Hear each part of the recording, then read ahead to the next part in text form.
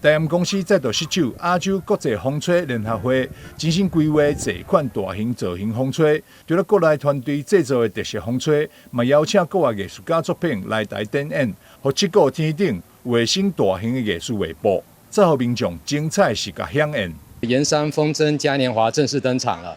那今天開始，連續3個週末，有不同主題的巨型風箏陸續升空。然後今明2天是海洋世界，下週有太空科幻主題。那8月1號、2號是可愛動物。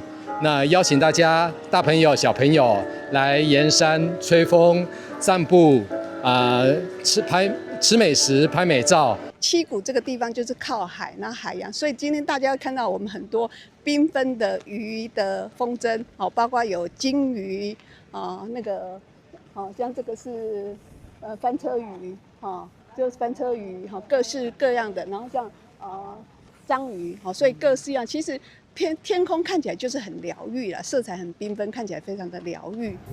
不少家長帶着囡仔到現場觀賞，看到五彩繽紛的大型風吹，紛紛摕着手機翕相錄影，留下難忘的暑假回憶。是外地來的嗎？沒有，我們是七股人。七股，對，七股人。對。所以你知道這是算是第幾年了嗎？因為好像不是第1年。這個我不太清楚我也是看社群人家 po 的才過來的。你最喜歡哪一隻？這麼多隻？